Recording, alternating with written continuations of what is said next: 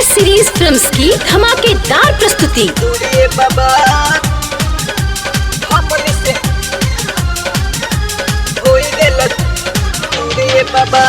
हमनी से होई गेल दूरे बाबा, कह कबन भइल बा कसूरे बाबा। हमनी से होई गेल दूरे बाबा, कह कबन भइल बा कसूरे बाबा। बैठी सब शिष्या सोचे है बातिया, काहे रूठी गइला शिव गुरु मोर जोगिया। हाँ कहे रूठी गइल शिव गुरु मोर जोगिया। Singing by Surya Singham.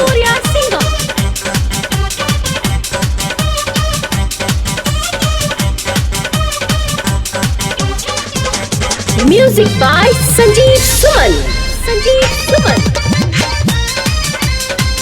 बोलो बोलो कुशेश्वर नाथ की। तोहरा चढ़ी में चढ़वनी तिल औरी अरबा चाउर, बैठ के भूखे पिया से गितिया गावता निराउर।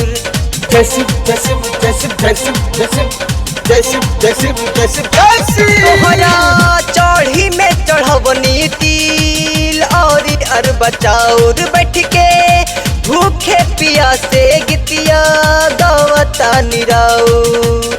दे भी गलती बा माफ करी, हे भोले दानी इंसाफ करी। जे भी गलती बा माफ करी, हे भोले दानी इंसाफ करी। हाथ जोड़ मांगा तानी तो से माफिया, तू तो रूठी गइला शिव गुरु मोर जोगिया। हाँ तू तो रूठी गइल शिव गुरु मोर जोगिया। बोलो बोलो बाबा भोलेनाथ की। बोलो बोलो बाबा लबोखरनाथ की।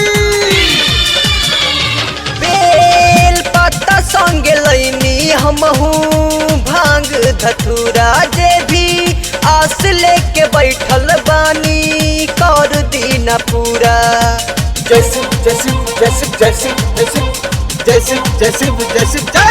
बेल पत्ता संगे लैनी हमहू भांग धतूरा, जे भी आस लेके बैठल बानी कर दीना पूरा। अब शिव गुरु मोडाया कर, हमनी के आके दर्शन दे दा। अब शिव गुरु दया करा, हमनी के आके दर्शन दे दा। कितना बड़ा होई गइल हमनी से गलतिया, काहे रूठी गइला शिव गुरु मोर जोगिया। हो कहे रूठी गइल शिव गुरु मोर जोगिया। Singing by Surya Singham.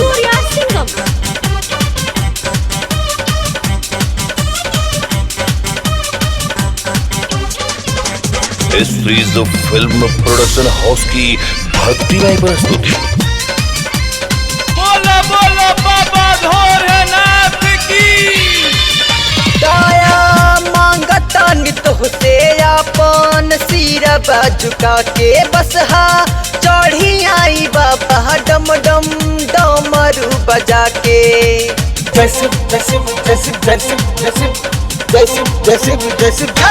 दया मांगता नित होते अपन, सिरा बाजुका के बसहा चढ़ी आई बाबा डम डम डमरू सजा के।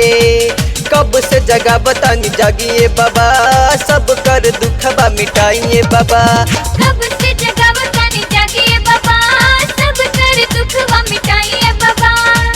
भोर से जगावत भइल आधी रातिया, काहे रूठी गइला शिव गुरु मोर जोगिया।